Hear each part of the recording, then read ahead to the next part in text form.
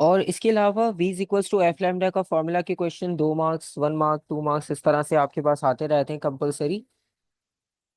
और general properties of wave में diffraction सबसे ज्यादा रिपीटेड कॉन्सेप्ट है पास पेपर में। तो इसके आपके पास मोस्टली चांसेस होते हैं कि ये क्वेश्चन आपको लाजमी मिल सकता है, मतलब 50-50 आपके पास इसके चांसेस कंपलसरी होते ही हैं। और जनरल प्रॉपर्टीज ऑफ वेव में डायफ्रैक्शन सबसे ज्यादा पूछा जाता है। उसके अलावा जो लॉन्गिट्यूडनल और ट्रांसवर्स हैं उनका डिफरेंस भी बहुत इजी है और वो पूछ भी लेते हैं, तो उसमें कोई इतना मुश्किल काम नहीं है।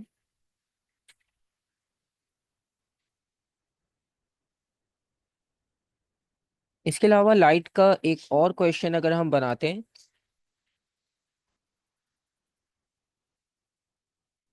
क्योंकि लाइट भी एक लेंदी सेक्शन है, तो लाइट से अगर छोटे क्वेश्चंस दो बन सकते हैं या हो सकता है एक भी क्वेश्चन आ जाए, लेकिन क्योंकि लेंदी सेक्शन है तो एटलीस्ट दो क्वेश्चंस तो बन ही जाते हैं।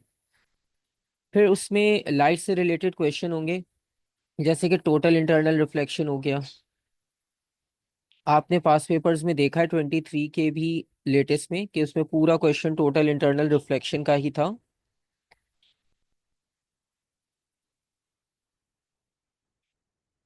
और अगर टोटल इंटरनल रिफ्लेक्शन से नहीं आ रहा, अच्छा टोटल इंटरनल रिफ्लेक्शन रिफ्रैक्शन आप उसको एक ही साथ पूरा स्टडी करते हो, क्योंकि रिफ्रैक्शन के बाद ही फिर टोटल इंटरनल रिफ्लेक्शन आती है डेंस से रेयर मीडियम में। वरना उसके अलावा फिर लेंसेज आएगा कंपलसरी, अगर टोटल इंटरनल रिफ्लेक्शन नहीं आया तो लेंसेज होगा उसकी जगह पर। और साउंड क्योंकि इतना लेंदी चैप्टर नहीं है, तो साउंड में बहुत लिमिटेड चीजें होती हैं, जैसे कि अल्ट्रासाउंड वो आपसे पूछ सकते हैं, और speed of sound in air, liquid, gas, solids, इससे रिलेटेड क्वेश्चंस आते हैं 1-1 मार्क के लिए। ठीक है, वो भी बहुत इजी है। तो ये सारी चीजें आपके पास कंपलसरी है। फिर उसके बाद एक और मेन सेक्शन इलेक्ट्रिसिटी। इलेक्ट्रिसिटी में क्या होगा कि अब हमारे पास स्टार्टिंग में चार्जेस से रिलेटेड क्वेश्चंस होते हैं, वो बहुत इजी चैप्टर है, शॉर्ट। तो हो सकता है चार्जेस का क्वेश्चन आए, या तो होगा या तो नहीं होगा, मतलब ऐसा नहीं कि कहीं वो एक दो पार्ट इंक्लूड कर सकते हैं। लेकिन अभी रिसेंटली जो आपने पास पेपर्स देखे होंगे तो उसमें बहुत ही कम आपको चार्जेस से रिलेटेड क्वेश्चंस मिलेंगे as compare to electricity questions. और चार्जेस के साथ साथ सिंपल मैग्नेटिज्म आप कर लो। ठीक है, सिंपल मैग्नेटिज्म।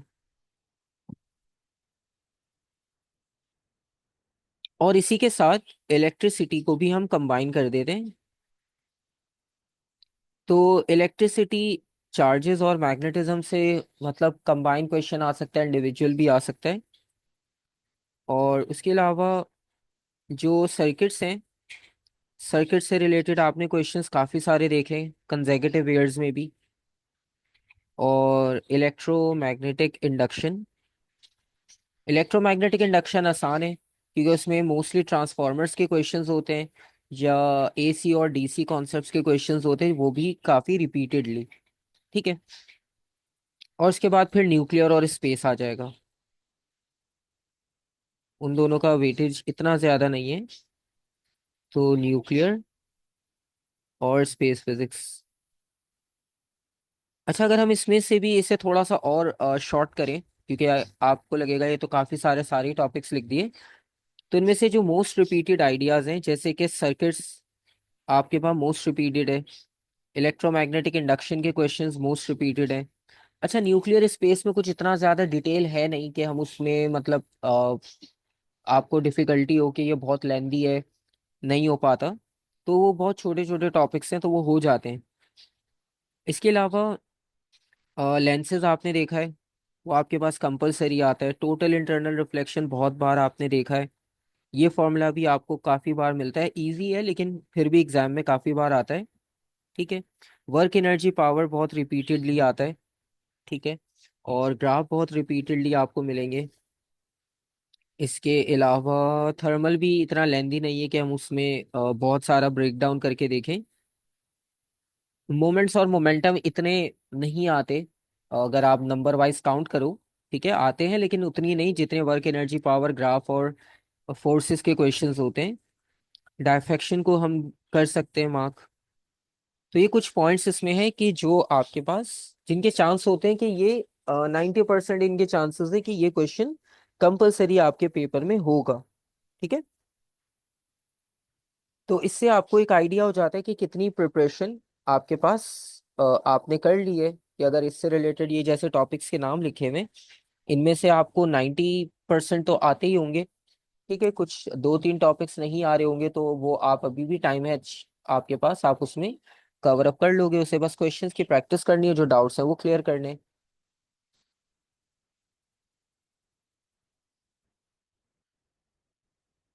अच्छा, अब हम एक पेपर रैंडम देख लेते हैं, उसमें मिक्स क्वेश्चंस होंगे। अच्छा, वैसे मैंने आपको फाइल्स आज पिक्चर सेंड की थी ग्रुप में। तो उन पिक्चर्स में आपके पास इलेक्ट्रिसिटी, थर्मल, जर्नल फिजिक्स के इंडिविजुअल मतलब क्वेश्चंस पहले जर्नल के भेजे थे, और फिर इलेक्ट्रिसिटी के अलग भेजे थे, तो वो सारे सॉल्व्ड हैं। ठीक है, उनके नीचे एयर्स भी मेंशन है, तो आप उन्हें डाउनलोड करके रख लेना। जब ये है कि आपने क्विक रिवीजन करना हो, तो आप उसमें से बस उसे स्क्रॉल करके जो है वो एक बार देखते जाओ। तो आपके लिए ये होगा कि आपको हार्ड कॉपी में प्रैक्टिस नहीं करना पड़ेगा। जब आप हार्ड कॉपी प्रैक्टिस नहीं कर रहे हो तो आप उसमें से क्वेश्चंस को गो थ्रू कर सकते हो। ठीक है, तो वो आप कम्युनिटी जो ग्रुप है उसमें लाजमी देख लेना। इसके अलावा अगर हम पास पेपर्स देखते हैं कोई एक रैंडम।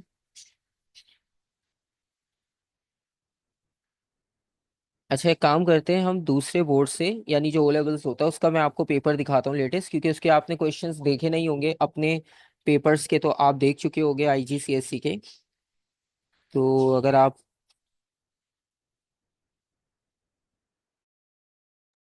ठीक है, अच्छा बस इनका कोड और कोर्स नेम डिफरेंट है, लेकिन अब दोनों आपका आईजीसीएसई और ये जीसीएसई दोनों का सिलेबस अब सेम है।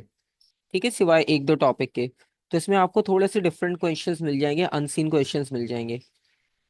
अगर हम पहले इलेक्ट्रिसिटी सॉल्व कर लें, क्योंकि उसमें सबसे ज़्यादा कन्फ्यूजन होती है, और लाइट में, तो पहले उसे कर लेते हैं।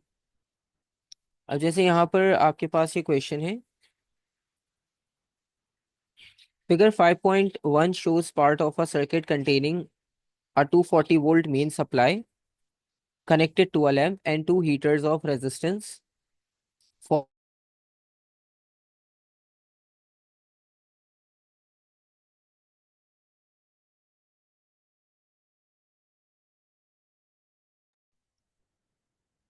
complete figure 5.1 by drawing the symbol for a fuse in the gap in the circuit। अच्छा, अब आपके पास जैसे फ्यूज का कॉन्सेप्ट नहीं आ रहा होता, इसमें फ्यूज है तो आप इसे स्किप कर सकते हो, लेकिन जो ओ लेवल्स देगा तो उसके पास फ्यूज होगा इंक्लूड। तो फ्यूज में कोई इतना मुश्किल नहीं है, फ्यूज का बस सिंबल ऐसा होता है, आप जैसे रजिस्टर बनाते हो वैसे ही फ्यूज का सिंबल बनाया जाता है। बस लाइन जो है वो उसके थ्रू पास हो जाती है।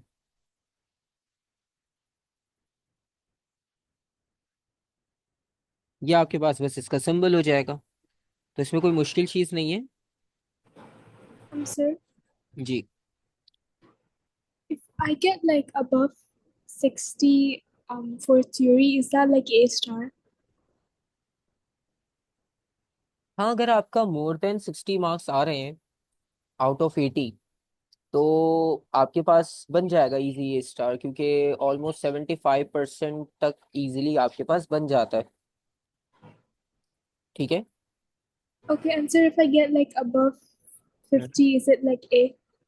हाँ, फिर आपके पास ए के क्लोज होगा। और हो सकता है अगर थ्रेशोल्ड काफी कम हो तो फिर वो ए स्टार भी हो सकता है। ठीक है, लेकिन अभी क्योंकि स्टेबिलिटी है, सिलेबस में कुछ इतना चेंजेस नहीं है, ना कोई ऐसी चीजें चेंज हो रही है, क्योंकि जब सिलेबस चेंज हुआ था उस टाइम कुछ केसेस चल रहे थे जिसकी वजह से कैंसिलेशन हुई थी पेपर्स की। लेकिन अभी कोई ऐसा सिनेरियो नहीं है, और अब पास पेपर्स में क्वेश्चंस भी आपको मिल चुके हैं नए सिलेबस से रिलेटेड। तो थ्रेशोल्ड इतना कम नहीं हो पाएगा। तो आपके पास 60 के अराउंड अगर मार्क्स हो, 60 बिटवीन 60-70, तो फिर आपके पास स्टार होगा। इसमें इतना मुश्किल नहीं होता। आपके पास जैसे हमारे पास टोटल 6 सेक्शंस है ना, आप उनमें से देखोगे आपको जनरल फिजिक्स तो मोस्टली आता ही है, ठीक है, और थर्मल भी इजी है, न्यूक्लियर भी इजी है। उसके अलावा इलेक्ट्रिसिटी और वेव्स इनमें कंफ्यूजन होती है। I'm not getting above 50. अ, अब उसमें ये कि आप मुझे पेपर सेंड करना, आपने जो भी सॉल्व किए हैं, आप 2 पेपर या एक पेपर सेंड करना मुझे, फिर मैं देखता हूँ कि आपके पास क्या प्रॉब्लम आ रही है, या आपने जो ऑब्जर्व किया हो कि किस क्वेश्चन में आपको सबसे ज़्यादा प्रॉब्लम आ रही है। क्योंकि इसमें आपने आपको कॉन्सेप्ट तो आता है, ठीक है, अक्सर ये होता है कि हम क्वेश्चन की स्टेटमेंट को रीड नहीं करते, उन्होंने हमसे पूछा कुछ होता है और हम लिख कुछ और देते हैं, ठीक है, कभी उन्होंने डिस्क्रिप्शन पूछी होती है हम ब्रीफली लिख देते हैं, कभी उन्होंने ब्रीफ पूछा होता है तो हम इतना डिटेल लिख देते हैं, और वो आंसर किसी और पार्ट का होता है, हम वो आंसर जो है वो प्रीवियस में लिख देते हैं, फिर हम बाद में नेक्स्ट पार्ट में कंफ्यूज हो जाते हैं अब इसमें क्या लिखें। तो इस तरह की भी चीज़ें होती हैं। तो आप उनको जिन क्वेश्चंस में आपको मिस्टेक लग रही है ना, आप उनकी पिक्चर सेंड करना स्क्रीनशॉट करके कि इस टाइप के क्वेश्चंस में बार बार मिस्टेक हो रही है, ठीक है। तो फिर मैं आपको उनसे रिलेटेड जो पॉइंट्स होंगे, की पॉइंट्स जो इंपॉर्टेंट होंगे, वो आपको मैं शेयर कर दूंगा कि आपने इसमें क्या की पॉइंट्स कंसिडर करने, और मोस्टली क्या रिपीट होते रहते हैं, क्योंकि रिपीट तो होते हैं कॉन्सेप्ट्स, क्वेश्चंस नहीं, कॉन्सेप्ट्स रिपीट होते हैं, क्योंकि आपके पास सिलेबस तो वही है लिमिटेड, उससे अलावा तो कुछ भी नहीं आता, एग्जाम्पल्स चेंज हो जाती हैं बस, ठीक है। अच्छा, अब यहाँ पे फिलामेंट लैम्प की बात हो रही है। फिलामेंट लैम्प आपको उसकी ग्राफिकल रिप्रेजेंटेशन पता है कि जब आप टेम्परेचर इंक्रीज करते हो तो रेजिस्टेंस भी इंक्रीज हो जाती है, और वोल्टेज इसके साथ इंक्रीज होता है, करंट डिक्रीज हो जाता है। तो ये भी बहुत रिपीटेड आइडिया है, इसमें भी कुछ नया नहीं होता। तो ग्राफ आपके पास वोल्टेज साइड पे बेंड हो जाएगा, ठीक है, और आपने इसको एक्सप्लेन भी करना है, ठीक है। तो अब ये जो हमने ऊपर पॉइंट्स लिखे हैं कि जब टेम्परेचर हाई होगा, तो इन्हीं को आपने एक्सप्लेनेशन में लिख देना है। When temperature is high, so resistance also increases and graph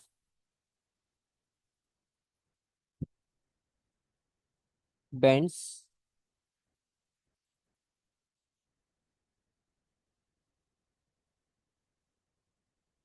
towards voltage axis, ठीक है। तो ये डिस्क्रिप्शन हम रिपीटेडली काफी बार लिखते रहे हैं, टॉपिकल्स में भी, पास पेपर्स में भी, तो इसमें कुछ नया नहीं है। और सी पार्ट है calculate the current eight point P in the circuit shown in figure 5.1। अच्छा, अब आप लोग इसमें करंट कैलकुलेट करो पॉइंट पी पर। ये डायग्राम है और सारी वैल्यूज आपको क्लियरली नजर आ रही होंगी। तो आप इंडिविजुअल जो है वो से आप सॉल्व करके देखो अपने पास, चाहो तो आप पिक्चर सेंड कर सकते हो चैट में, व्हाट्सएप पे, या जैसे आपके लिए इजी हो। और अगर स्क्रीन पर आप एनोटेट करना चाहो तो वो भी कर सकते हो, कोई प्रॉब्लम नहीं है। लेकिन पहले ये कि आप अपने पास इंडिविजुअली करो, ताकि आपके पास एक आइडिया हो जाए कि किसको डाउट है इसमें, किसको नहीं।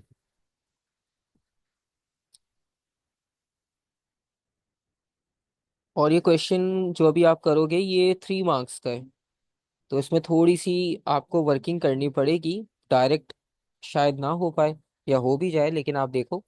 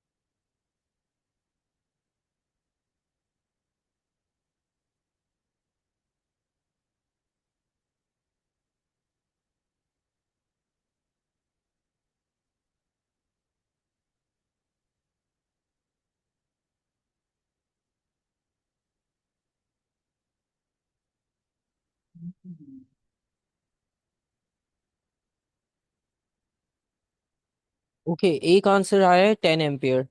ठीक है, 1-2 मिनट आप और ले लो और ट्राई करके देखो। या जितनी भी वर्किंग हो ना, भले आंसर फाइनल ना आ सके, आप वर्किंग सेंड करो, एटलीस्ट आइडिया तो हो आपने क्या अटेम्प्ट किया है।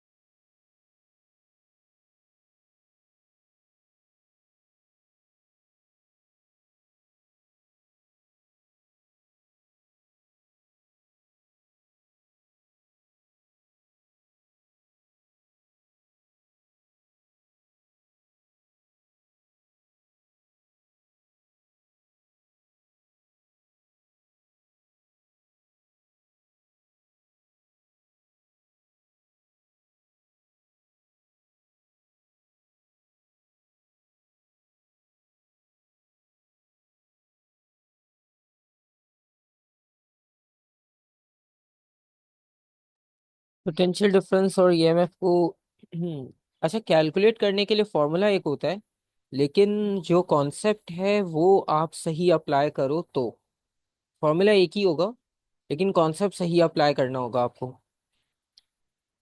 अच्छा, मैं एक्सप्लेन कर देता हूँ, ठीक है, आप लोग क्रॉस चेक कर लो अपने पास भी। तो एक आंसर आपने सेंड किया 10 एम्पेयर, और वर्किंग भी उसके साथ लिखी है। बहुत सिंपल सी बात है कि सबसे पहले आप ये देखो कि आपने पॉइंट पी पे जो कैलकुलेट करना है वो करंट की वैल्यू कैलकुलेट करनी है, तो रेजिस्टेंस, वोल्टेज, ये चीज़ें आपको पता होनी चाहिए। मतलब सबसे पहले आपके माइंड में जो करंट का फॉर्मूला आएगा वो I is equals to V upon R आएगा, यानी V is equals to I R और वी अपॉन आर। ठीक है, सबसे पहले आपके माइंड में यही फॉर्मूला आएगा। तो आप इसमें पहले देखोगे कि क्वांटिटीज पॉसिबल हैं या नहीं। अब वोल्टेज की अगर बात करें, तो जब करंट यहाँ से फ्लो करेगा, अब क्योंकि यहाँ एसी सप्लाई है तो करंट दोनों डायरेक्शन में ऑल्टरनेटिवली चलता रहेगा। लेकिन जाए वो किसी भी डायरेक्शन से, फॉर एग्जांपल अगर वो यहाँ से जाता है तो वो इस जंक्शन पे आके दो जगह डिवाइड हो जाएगा। ठीक है, और फिर इसी तरह से वो आगे चलता रहेगा पूरे सर्किट के अंदर। तो यहाँ पर जो रेजिस्टेंस की वैल्यू होगी, अगर हम इन दोनों को कंबाइन कर दें, ठीक है, अब अगर आप इन दोनों को कंबाइन कर दो तो आपके पास सर्किट और शॉर्ट हो जाएगा। ठीक है, क्योंकि एक लैंप रह जाएगा और एक रेजिस्टर रह जाएगा। और लैंप के बारे में अगर आप बात करो,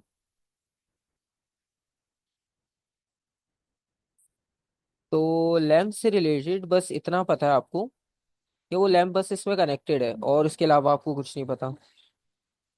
तो पहले अगर हम इन दो को कंबाइन कर दें पैरेलल कॉम्बिनेशन में, ठीक है, या आप अगर नहीं भी करते तो बस आप इतना याद रखना कि ये तीनों पैरेलल में कंबाइन है, तो इन तीनों का वोल्टेज सेम होगा। ठीक है, तो ये पैरेलल कॉम्बिनेशन है, तो इसमें वोल्टेज जो है वो सेम होगा। तो एक चीज तो क्लियर हो गई कि वोल्टेज जो होगा वो कितना होगा हमारे पास, 240। ठीक है, अब 240 वोल्ट जो है वो टोटल वोल्टेज हो जाएगा, जो कि इन दोनों में सेम है। अब रह गई रेजिस्टेंस की वैल्यू। अब अगर रेजिस्टेंस की बात करें, तो 60 और 40 पैरेलल में कनेक्ट हैं, इन दोनों को कंबाइन करना होगा to find out the resistance. और इसके अलावा लैम्प के बारे में आपको नहीं पता कितनी है, तो दोनों रेजिस्टेंस को हम कंबाइन करेंगे, 1/R is equals to 1/40 plus 1/60। ठीक है, तो पहले आप सर्किट को थोड़ा सा ऑब्जर्व करोगे तो आपको आइडिया हो जाएगा कि क्या करना है।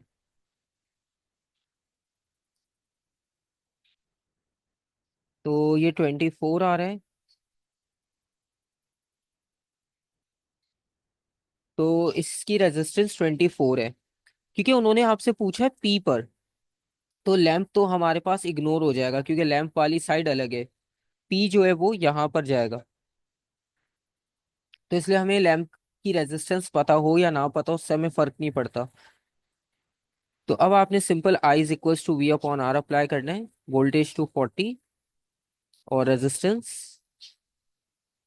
24, और आपके पास आंसर जो 10 आ रहा था वो बिल्कुल सही है। ठीक है। तो मार्क्स देखकर भी आपको आइडिया हो जाता है कि ये क्वेश्चन सिंपल होगा या थोड़ा सा टिपिकल होगा। और ये जो रेजिस्टेंस वाली वर्किंग की है ये इस वजह से की है क्योंकि हमारे पास पैरेलल कॉम्बिनेशन था दोनों हीटर्स का। ये जो दोनों हीटर्स थे ये दोनों पैरेलल में कंबाइन थे। तो इन दोनों को हमने ज्वाइन कर दिया इस तरह से। ठीक है। क्योंकि इन दोनों की रेजिस्टेंस की वैल्यू आपको पता थी तो इन्हें हमें कंबाइन करके टोटल रेजिस्टेंस फाइंड आउट कर ली। ठीक है। और लैंप की रेजिस्टेंस हमें ना पता थी ना हमें वो रिक्वायर्ड थी क्योंकि उस साइड का करंट हमें फाइंड आउट ही नहीं करना था। ठीक है। इस वजह से हमने इन दोनों को ज्वाइन कर दिया पहले। और जब ये ज्वाइन हो जाएगा तो आपके पास न्यू सर्किट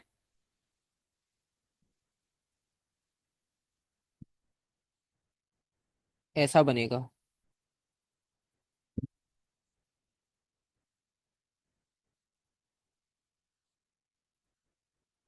और पॉइंट पी यहाँ पर है। ठीक है। तो अब आपके पास न्यू सर्किट ऐसा हो जाएगा। अब आप देखो पॉइंट पी ए की कंपोनेंट की तरफ जा रहा है। तो इसे सॉल्व करना और इजी हो जाएगा। ठीक है। क्योंकि सर्किट को आप पहले सिंपल करो जितना इजी आपके लिए हो सकता है कैलकुलेशन के लिए। अदरवाइज अगर आप रैंडमली कुछ भी फॉर्मूला अप्लाई करते रहोगे तो वो नहीं हो पाएगा सॉल्व। ठीक है। आपने सबसे पहले जैसे करंट था हमने पहले करंट का फॉर्मूला लिखा। फिर हमने उसकी क्वांटिटीज को फाइंड आउट करने की उसमें से प्रैक्टिस की कि कहाँ से क्या चीज़ फाइंड आउट हो सकती है। तो फॉर्मूला अब बेसिक है। ठीक है। लेकिन आइडिया जो है वो आपको कॉन्सेप्ट क्लियर होगा तभी पता चलेगा।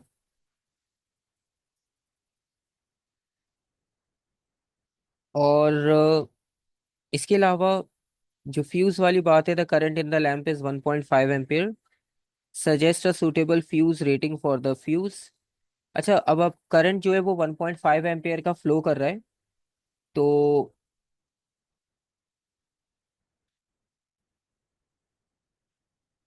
इसमें आपके पास जो है वो सूटेबल फ्यूज रेटिंग बतानी है। तो आपके पास 3 एम्पेयर भी हो सकता है 5 एम्पेयर भी हो सकता है कि अगर करंट की वैल्यू से एक्सीड करेगी तो वायर मेल्ट हो जाएगी। ठीक है। और यही चीज इन्होंने यहाँ भी पूछी explain why a fuse rating much larger than value in part 1 is not suitable. तो इसका मतलब ये हुआ कि अब आपके पास जो वैल्यू है अगर हम ये वाली सेम इसी रेटिंग का फ्यूज यूज कर ले तो क्या प्रॉब्लम होगा। तो प्रॉब्लम ये होगा कि करंट अगर इससे थोड़ा सा भी इंक्रीज करेगा तो वायर मेल्ट हो जाएगी। ठीक है। अब आपने देखा होगा कि ये वाले क्वेश्चंस आपके पास नहीं आ रहे होते। ठीक है। तो इन्हें हम इग्नोर कर सकते हैं अभी फिलहाल। जो लेवल्स करेगा बेसिकली उसके पास ये क्वेश्चंस होंगे लेकिन इसमें भी कोई इतना मुश्किल नहीं है। सर, और जी ये सूटेबल फ्यूज हम लोग पहले वाला जो करंट है उसको ऐड करके नहीं करेंगे? आपके पास हाँ ऐड करके भी हमें देखना होगा क्योंकि हाँ सही बात है क्योंकि यहाँ पे दोनों पैरेलल में कनेक्ट थे। और करंट इन द लैम्प सही है। अच्छा current in the lamp 1.5 ampere है। तो 1.5 एम्पियर का मतलब ये हुआ कि सिर्फ करंट इसमें से 1.5 जा रहा है। और बाकी जो है वो हीटर्स में से अलग अलग जाएगा। ठीक है। क्योंकि पैरेलल कॉम्बिनेशन में करंट डिवाइड हो जाता है।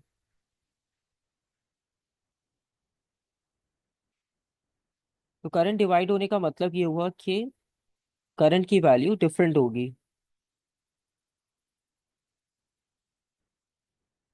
तो हीटर का करंट डिफरेंट होगा। 40 ओम्स का 60 का अलग होगा करंट। तो अब आप उसमें करंट की वैल्यू अभी जैसे आपने फाइंड आउट की कितनी आई थी 10 एम्पेयर। हाँ सही है। तो ये वाला इसमें यहाँ पर इसको मिस्टेक को सही कर लेते हैं क्योंकि लैंप में करंट 1.5 जा रहा है प्लस जो हीटर्स में से करंट जा रहा था वो 10 एम्पेयर्स का जा रहा है, क्योंकि हमने दोनों को कंबाइन कर दिया था। ठीक है, तो कंबाइन उसमें 10 एम्पेयर जा रहा था, यहाँ 1.5। तो ये आपके पास ऑलमोस्ट राउंड ऑफ जो है वो 12 ही बन जाएगा। तो आपके पास वैल्यू इससे ग्रेटर आप सेलेक्ट करोगे, जैसे आपने 13 एम्पेयर ले ली, 15 एम्पेयर ले ली, क्योंकि थोड़ा बहुत हीट की वजह से भी रेजिस्टेंस बढ़ जाती है, तो बिल्कुल क्लोज वैल्यू नहीं लेते, थोड़ा सा आप इंक्रीज करके ले लेते हो। वरना ये होगा, थोड़ी सी रेजिस्टेंस हीट की वजह से बढ़ेगी, वो वायर मेल्ट हो जाएगी, फ्यूज मेल्ट हो जाएगा, सॉरी। ठीक है, तो ये वाली करेक्शन आप बिल्कुल सही है ये, क्योंकि दोनों पैरेलल में कनेक्ट थे। अब आप देखो, आपको कॉम्बिनेशन याद था तो आपको ये आइडिया होगा कि मिस्टेक इसमें कहाँ हुई थी। कॉन्सेप्ट नहीं याद होगा तो फिर उसमें मिस्टेक हो जाती है। तो जब करंट की वैल्यू एक्सीड होगी तो फ्यूज जो है वो मेल्ट हो जाएगा, या इट विल ब्लोन, और सर्किट जो है वो ब्रेक हो जाएगा, क्योंकि फ्यूज बीच में से ब्रेक हो गया तो सर्किट इनकम्प्लीट हो गया। तो आपके पास जो डिवाइस है आपकी वो सेफ हो जाएगी। और उसके अलावा जैसे आपने लाइव वायर्स वगैरह का भी कॉन्सेप्ट नहीं देखा होगा अपने पेपर्स में। ठीक है, लाइव वायर का मतलब होता है कि पॉजिटिव, न्यूट्रल वायर होती है नेगेटिव, और अर्थ वायर होती है, आपने पढ़ा ही होगा, earth wire to ground the charges. जैसे पॉजिटिव में कनेक्ट इसलिए करते हैं क्योंकि करंट फ्लो ही यहाँ से करता है। ठीक है, इस वजह से यहाँ पर इसे लाइव वायर में कनेक्ट किया जाता है, ताकि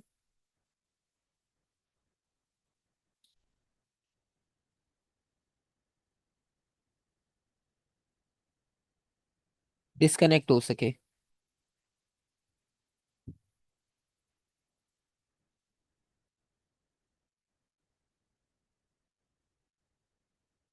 और इसी तरह से आपके पास एक, अब आप देखो इनका भी पैटर्न वही है, इनके पास भी दो क्वेश्चन मिनिमम आ रहे हैं, एक सर्किट से रिलेटेड था तो दूसरा इलेक्ट्रोमैग्नेटिज्म से रिलेटेड है। तो इसमें बस आपको थोड़े से अनसीन क्वेश्चंस मिल जाएंगे जो आपके अपने पास पेपर्स में नहीं है, क्योंकि आपने अपने पास पेपर्स काफी कर लिए होते हैं प्रैक्टिस, तो कहीं ना कहीं आपको रिपीटेड मिलते रहते हैं। तो एक्स्ट्रा प्रैक्टिस के लिए आप इनमें से भी प्रैक्टिस कर सकते हो। अब यहाँ पे सिंपल इलेक्ट्रिक मोटर है। The current in the coil causes the coil to rotate. A student noticed that the coil turns in the direction shown by curved arrow in figure 6.1. State what happens to the motor if a stronger magnet is used. तो अगर आप strong magnet use करोगे तो what happens to the motor, तो motor में क्या change आएगा आपके पास। 1 मार्क के लिए बताना है, स्टेट करना है, तो ज्यादा डिटेल रिक्वायर्ड नहीं है।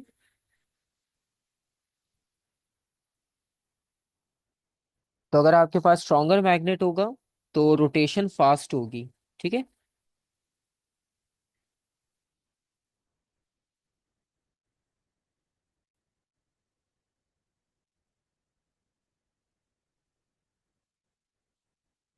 Second part, on figure 6.1 mark and label the direction of the current in the coil and direction of the magnetic field. तो करंट की डायरेक्शन और मैग्नेटिक फील्ड की डायरेक्शन मार्क करनी है। तो पहले मैग्नेटिक फील्ड की आप मार्क कर लोगे, बहुत इजी है, नॉर्थ से साउथ।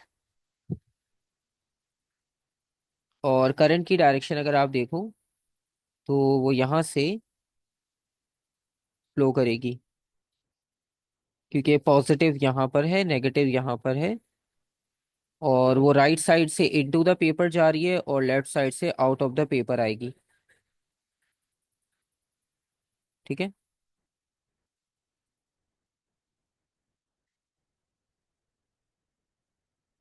उसके बाद है explain why the coil turns. अब ये वाला क्वेश्चन आपने अपने पेपर्स में भी देखा होगा, ये काफी बार पास पेपर्स में आपको रिपीटेडली मिल जाएगा। ठीक है, और इसका आंसर भी बहुत सिंपल होता है कि when current,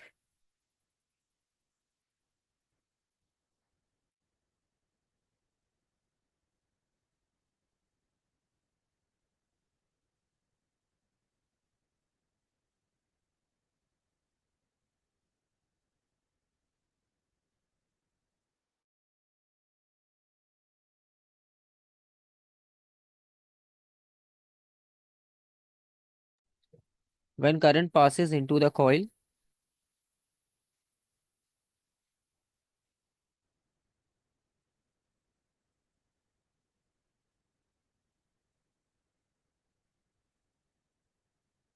and magnetic field cuts the coil. ठीक है, तो मैग्नेटिक फील्ड जो है वो कॉइल को कट करेगी।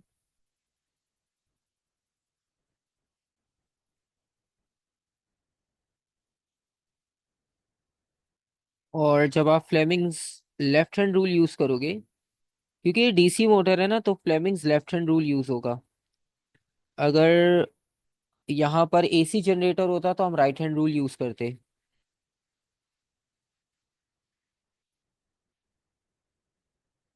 Fleming's left hand rule.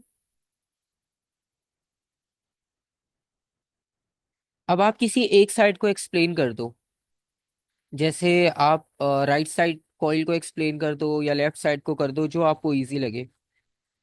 ठीक है। अब जैसे फील्ड जा रही है नॉर्थ से साउथ, करंट आ रहा है out of the paper, so force upward होगी यहाँ पर, क्योंकि आपको वैसे भी रोटेशन गिवन है। तो इसका मतलब ये कि लेफ्ट साइड ऊपर जाएगी और राइट साइड नीचे जाएगी, फोर्स अप्लाई होने के बाद। ठीक है, तो आप ये लिख सकते हो, current moves into the paper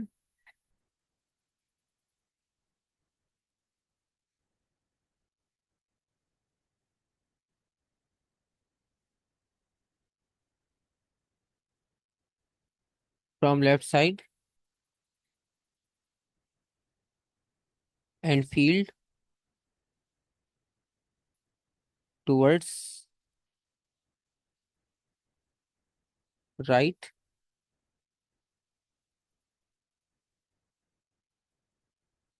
force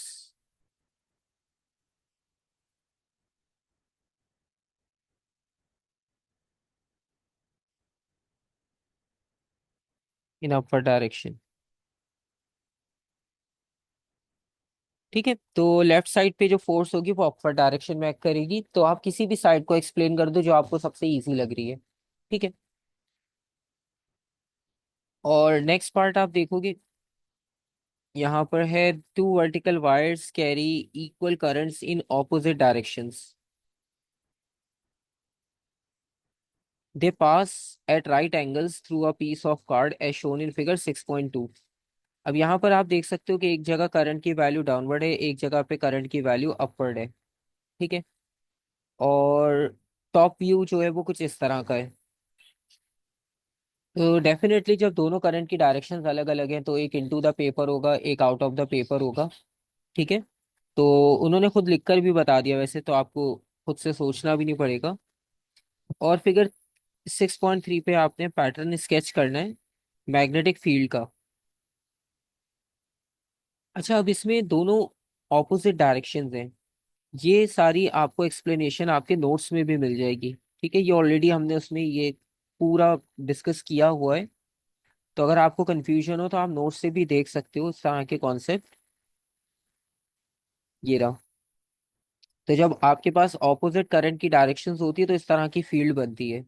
ठीक है, और आप यहाँ देखो डॉट और क्रॉस, यहाँ भी बिल्कुल एग्जैक्ट वही डॉट और क्रॉस है। ठीक है, तो बिल्कुल सेम कॉपी पेस्ट आप पैटर्न बना सकते हो यहाँ पर।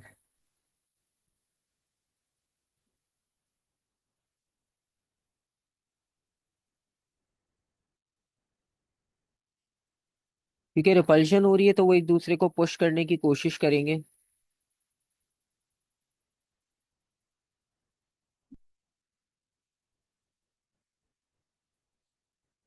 ठीक है, और आपको अब रोटेशन पता है, डॉट का मतलब है आउट ऑफ द पेपर, तो आउट ऑफ द पेपर का मतलब है कि यहाँ पर फील्ड कुछ इस तरह से जाएगी।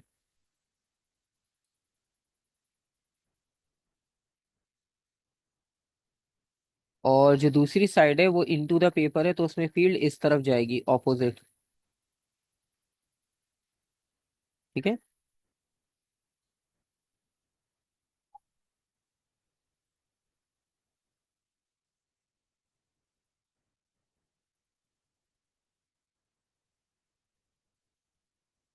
तो ये आपके पास पैटर्न हो जाएगा। बिल्कुल इस तरह कॉपी पेस्ट। और उसके अलावा the current in the two wires causes the wires to repel each other. अच्छा, वैसे उन्होंने रिपल्शन खुद बता भी दिए, तो आपको एक हिंट मिल ही जाएगी कि करना क्या है आपने। उसके बाद आपने बताना explain how the current in one wire causes the force on the other wire.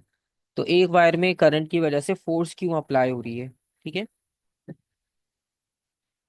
अब इसका बहुत सिंपल सा आंसर है, क्योंकि इलेक्ट्रोमैग्नेटिज्म में सबसे पहला कॉन्सेप्ट हमने पढ़ा था कि जब करंट पास होता है किसी भी कॉइल या कंडक्टर से, तो उसमें लाजमी मैग्नेटिक फील्ड जनरेट होती है। तो आप आंसर भी यही लिखोगे।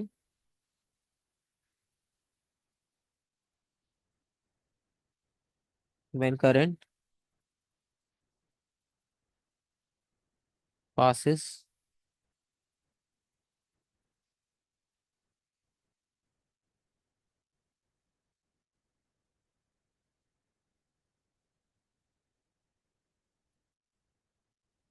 Through the conductor, it generates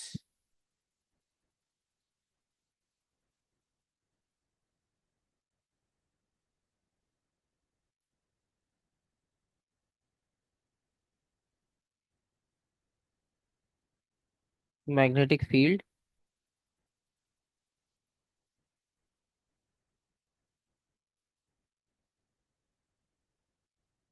around wire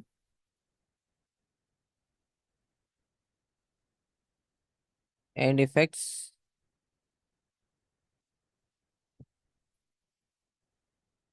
the magnetic field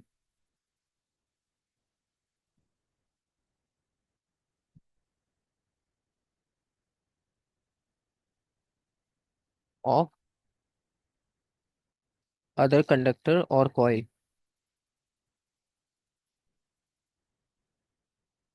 ठीक है। तो एक वायर में करंट पास होगा, उसके अराउंड मैग्नेटिक फील्ड जनरेट होगी, और वो मैग्नेटिक फील्ड दूसरी कॉइल को की मैग्नेटिक फील्ड को इफेक्ट करेगी, जिसकी वजह से ये फोर्स ऑफ रिपल्जन या अट्रैक्शन वहां पे जनरेट होगी। ठीक है।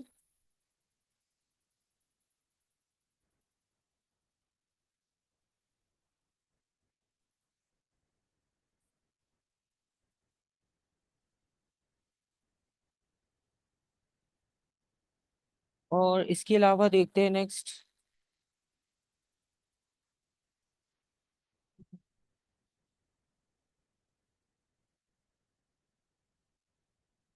तो ये आपके पास इलेक्ट्रिसिटी से रिलेटेड क्वेश्चंस थे इसमें।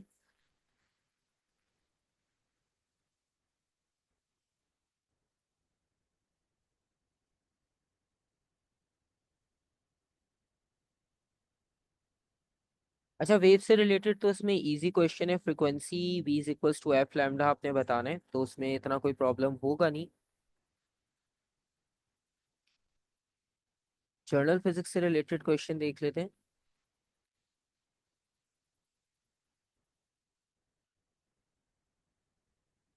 A ball is released from rest at point A and moves along a smooth track A, B, C, D, E as shown in figure 1.1. The ball is shown at point A and it passes point B. The ball is always in contact with the track and air resistance is negligible. तो ball हमेशा contact में रहेगी इस track के साथ, और air resistance को आप इग्नोर कर दो। और डिस्टेंस टाइम ग्राफ जो है वो गिवन है फ्रॉम ए टू ई तक। और उसके बाद वो आपसे कह रहे हैं कि on figure 1.2 mark with the letter P one point where the ball accelerates, और letter Q one point where the ball has constant speed। तो P और Q आप कहाँ मार्क करोगे स्क्रीन पर। आपको कहाँ लगता है कि बॉल जो है वो एक्सेलरेट करेगी, तो वहां पे आप P मार्क कर दो। जहाँ पे आपको लगता है कि कांस्टेंट स्पीड है, वहां पर आप Q मार्क कर दो। सिर्फ एक पॉइंट मार्क करना है, एक से ज्यादा नहीं।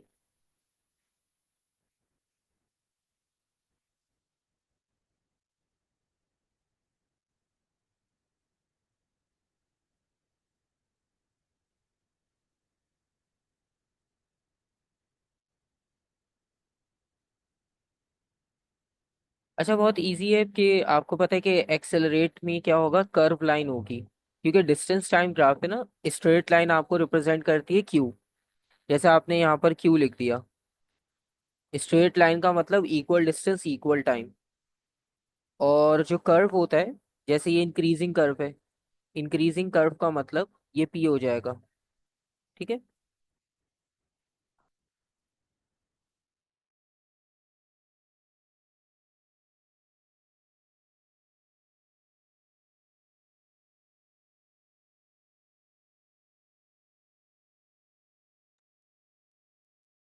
Second part, determine the speed of the ball at point X on figure 1.1 1.2 show your working. अच्छा, आपको लास्ट टाइम भी हमने एक इस तरह का क्वेश्चन किया था जिसमें कर्व ग्राफ था। ठीक है। कर्व ग्राफ के बारे में आपको पता होता है क्लियरली कि इसमें आप डायरेक्ट कोई पॉइंट सेलेक्ट नहीं करते, आपको पहले टेंजेंट मार्क करना पड़ता है। ठीक है। तो अब उन्होंने पूछा है आपसे पॉइंट एक्स पे स्पीड फाइंड करनी है, तो पॉइंट एक्स ऑलरेडी कर्व है।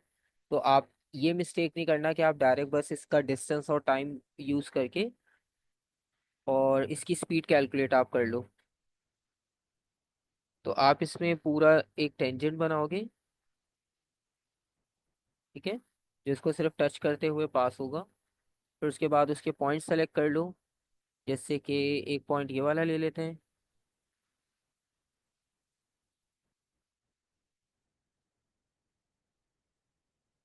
1 2 3 4 5, तो ये 0.25 हो जाएगा। और y की वैल्यू हो जाएगी 0.1234।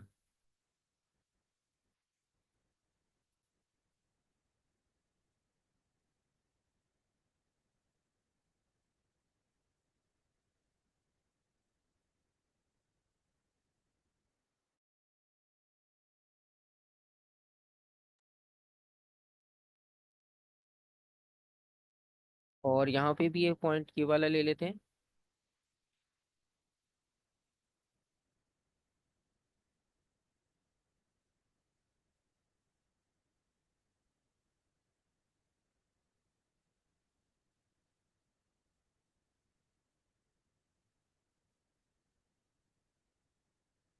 x की वैल्यू 2 हो जाएगी, y की वैल्यू 3.5 हो जाएगी।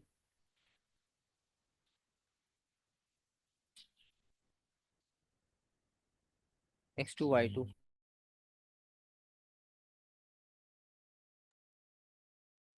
तो अब आप इसका ग्रेडियंट फाइंड आउट करोगे और उसके बाद जो आंसर होगा वो इसकी स्पीड हो जाएगी। तो y2 - y1, 3.5 minus 0.4 divided by x2 - x1।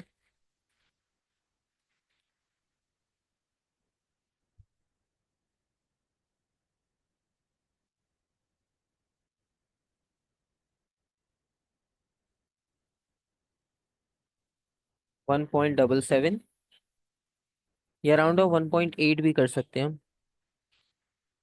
ठीक है। ये इसकी स्पीड हो जाएगी।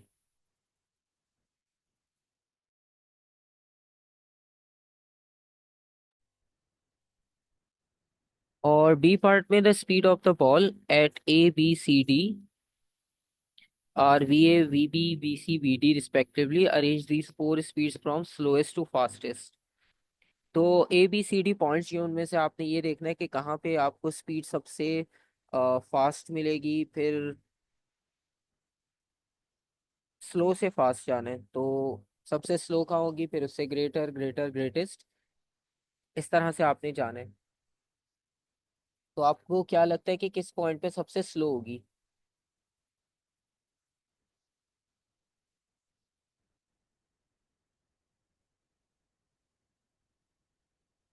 अच्छा, ए पॉइंट पे तो वो रेस्ट पे थी। ठीक है। तो इसका मतलब है कि सबसे स्लो यहाँ पर होगी।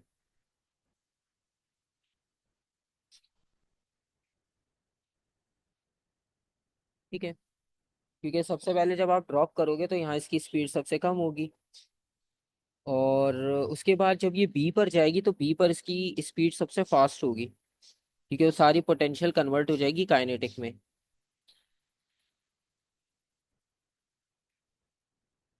फिर जब ये सी पर जाएगी इसकी स्पीड फिर से कम होना शुरू हो जाएगी, लेकिन ये स्लो होगी, ए के कंपैरिजन में ये थोड़ी सी ज्यादा होगी।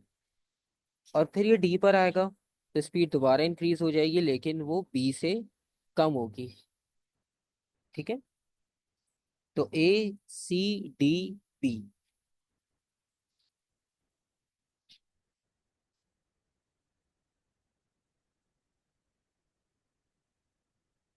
A C D और B।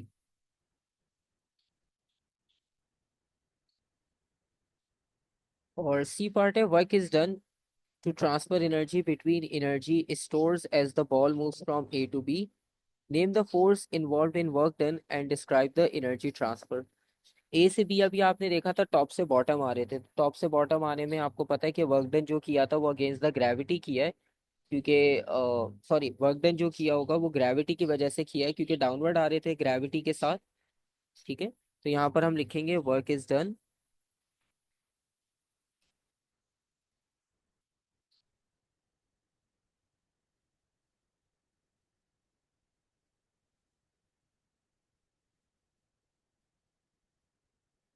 Bye the gravity and gravitational potential energy at point A converts to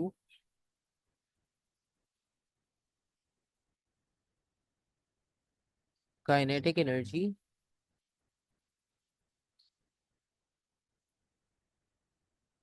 eight point B. ठीक है। तो सिंपल सी बात है, बस इसी चीज को आपने एक्सप्लेन करना है यहाँ पे कि किस पॉइंट पे कौन सी एनर्जी थी और कहाँ पर कन्वर्ट होगी और वर्क डन कहाँ पर होगा। और डी पार्ट में आपने बताना है the track at point B is circular in shape. Draw an arrow to show the direction of the resultant force on the ball at point B. अब इन्होंने सर्कुलर ट्रैक की बात की है तो सर्कुलर मोशन में आपको याद होगा कि हमेशा फोर्स की डायरेक्शन होती है टुवर्ड्स द सेंटर। तो टुवर्ड्स द सेंटर का मतलब ये हुआ कि जो बी गिवन है, अब बी के अकॉर्डिंगली बी के बाद बॉल ने जाना है ऊपर की तरफ। ठीक है। तो इसके अकॉर्डिंगली जो इसका सेंटर होगा वो आपके पास जो इसकी फोर्स अप्लाई हो रही होगी रिजल्टेंट, वो कुछ इस डायरेक्शन में फोर्स होगी। ठीक है। ठीक है, इसने ऊपर भी जाना है और ग्रेविटी डाउनवर्ड है लेकिन इसकी फोर्स अपवर्ड है, तो जो रिजल्टेंट होगा उसके मिड में आपको मिलेगा टुवर्ड्स डी की डायरेक्शन में। ठीक है। तो ये आपके पास यहाँ पर एक और क्वेश्चन कंप्लीट हो जाएगा इस पेपर का। तो इस तरह से आप पेपर्स अगर ये सारे आपको सॉफ्ट कॉपी में चाहिए तो इसका लिंक मैं आपको अपलोड करके दे दूंगा, वरना आप खुद भी डाउनलोड कर सकते हो। फ्री अवेलेबल होते हैं प्रैक्टिस के लिए अनसीन क्वेश्चंस के तौर पे। और इसके अलावा और कोई भी क्वेश्चन ये कंफ्यूजन हुआ करे तो आप ग्रुप में सेंड करके पूछ सकते हो जो भी क्वेश्चन में आपको डाउट हो। ठीक है।